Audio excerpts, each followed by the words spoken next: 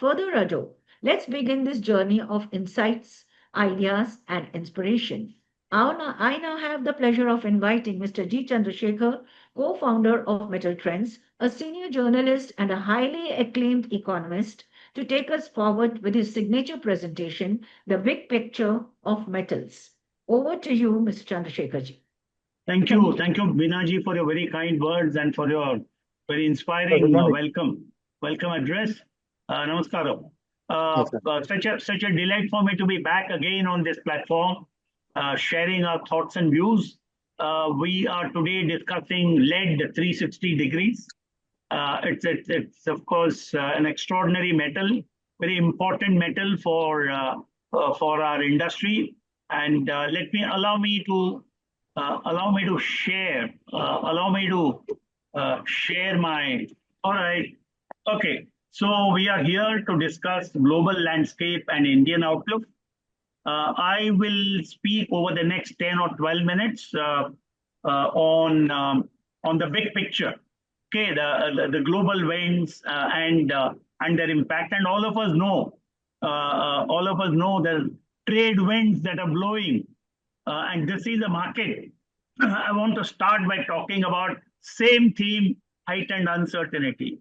I'm sure Binaji and Pug and Jayraj and many of our friends know over the last several years we've been talking about VUCA, which is what?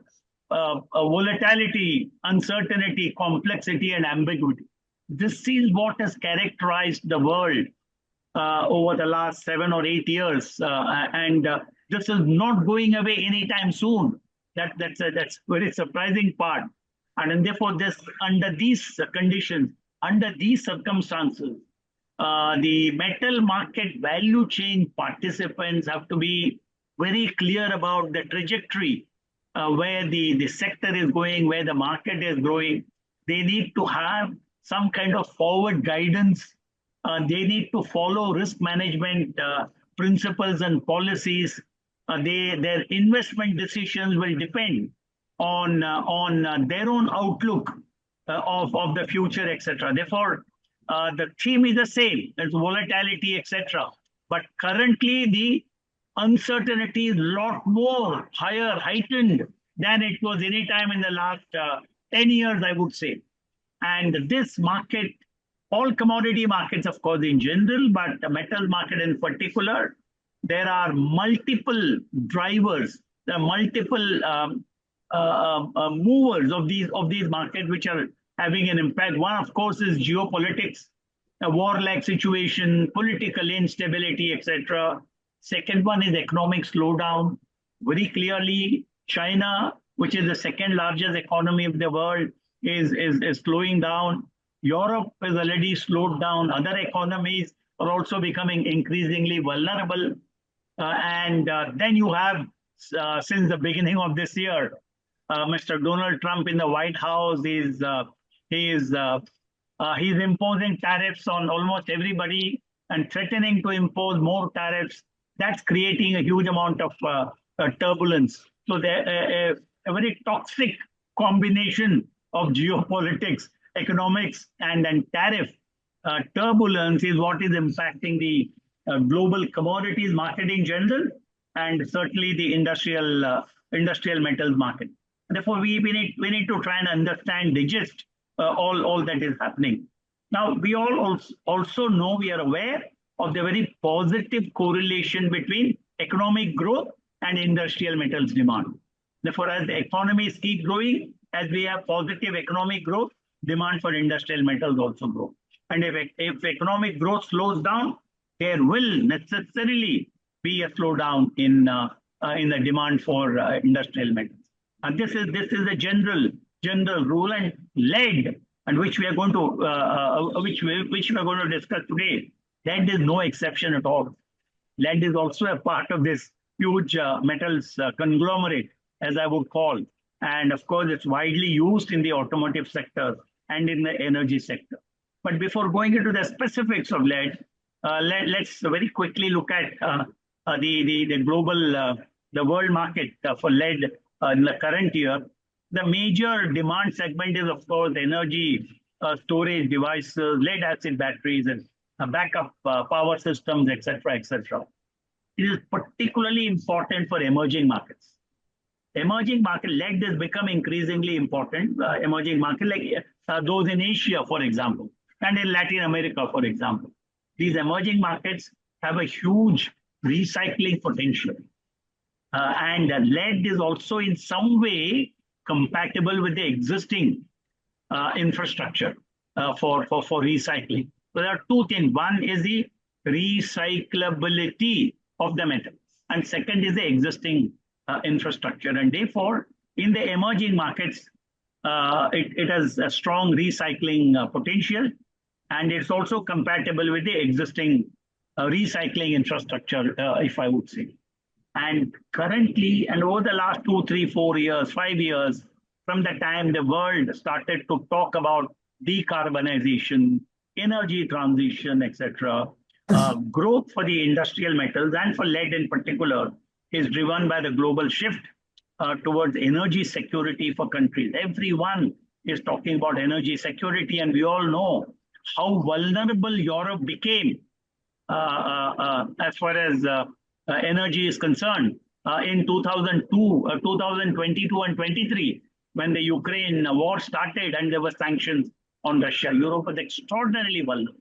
But every country wants to now secure its energy sources. Energy security has become as important as food security, for example, and therefore that's important. And electrification. We're all moving towards a huge amount of electrification in terms of even your mobility. The entire mobility sector will get electrified very soon, and therefore, in these developments around the world, and these developments, I call them inexorable. Nobody can stop these developments. These developments will happen, and therefore, the major markets to watch when we look at this metal, obviously, is China, and of course India, which is becoming increasingly important for lead. Now, I've been asked to talk about global winds or global headwinds, if I would say. There are a few things which I would like to flag.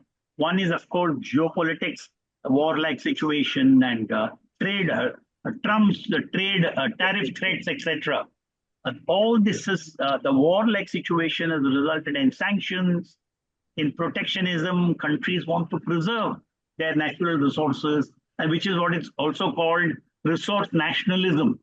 They want to nationalize all the resources, ensure that exports are not indiscriminately undertaken. They want to preserve their natural resources because these are finite resources. And then there is a huge amount of the established supply chains are also disrupted. And in addition to all of this, Trump's tariff turbulence is taking a toll. Now, it is also important for us to remember that sustainability and ESG factors, that is environment, social, and governance factors, are also becoming increasingly important. Countries which want to decarbonize and reduce the carbon footprint are all imposing stricter and stricter energy and environmental regulations. China has imposed such strict environmental regulation. It's affecting its steel industry, it's affecting its aluminum industry, because these are highly energy intensive and also carbon emitting. And therefore, environmental regulations are going to increasingly have a say in the trajectory where the global metals market would go. The next one is responsible sourcing. Extremely important. Corporates are now under pressure.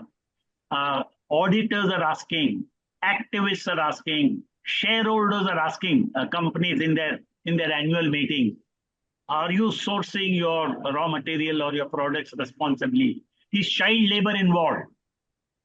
Is your supplier, is your vendor producing the material in a sustainable manner? Or is he indiscriminately producing it and supplying to you? All that. So responsible sourcing has become an extremely any activity, mining, for example, is it illegal or is it permitted by the government? Although those are questions which come into play when we talk of responsible sourcing. And of course, recycling, which is where lead comes in. Lead lends itself to a huge amount of recycling possibilities.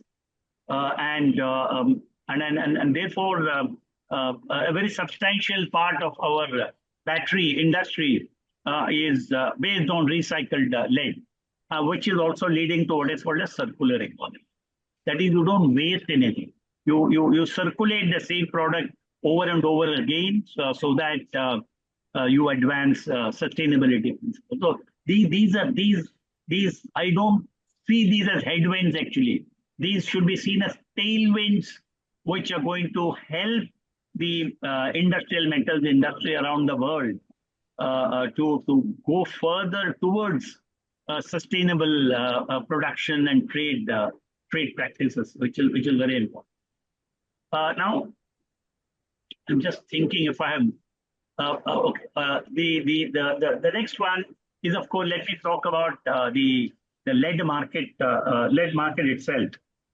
The lead market, in my view, is set for a modest surplus in 2025. Some estimates suggest that the refined lead production will be around 13.3 million tons, and it will be slightly ahead of the demand, which is estimated at around 13.2 million tons, leaving a small surplus. I think the lead and zinc study group, if I remember correctly, had estimated 82,000 tons as a surplus. It's closer. There's 13.3 and 13.2. These are the two numbers we need to remember. But the market is in surplus. Number one. Number two, because the supply-demand fundamentals are showing a small surplus. It's not a big surplus. It's a modest surplus. One can expect some amount of price softness in lead market in the second half of the year.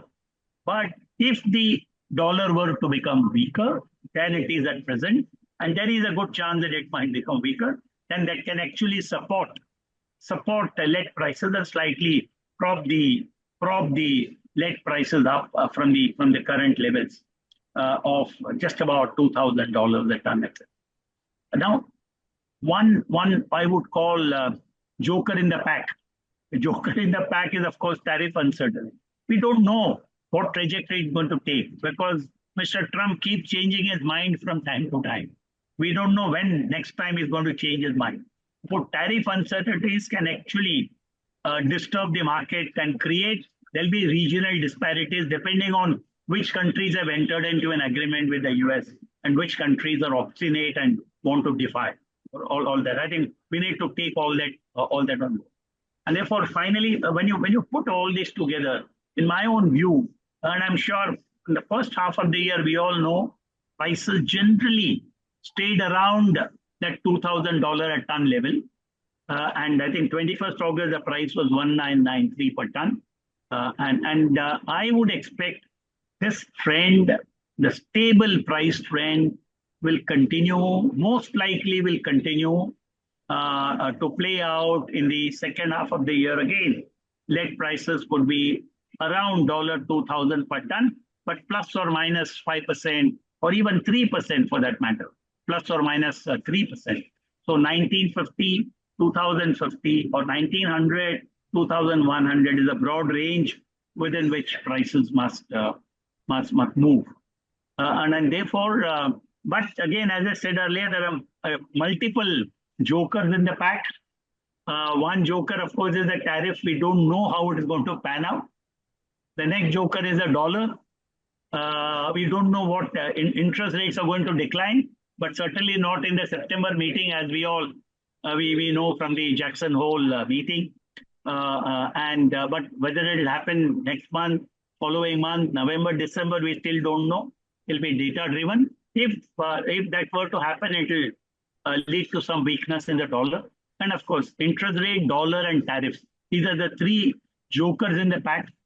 And all the three relate to the US, which obviously will impact the entire global metals segment. And therefore, I think we need to be watchful about these three, track the developments. And from the metals trends, I must say on behalf of Bina and of course my own self, we will try and bring as much updated information as possible to all the stakeholders in the Indian metals sector. So with this, I just want to say thank you. Good luck. God bless you all. But one disclaimer: I am not a trader. I'm not in the trade. I don't hold any trading position at all. I'm a student of the market, and I watch. I learn from the market, and I share my thoughts. But just let me conclude, and thank you very much. God bless you all. Binaji, over to you.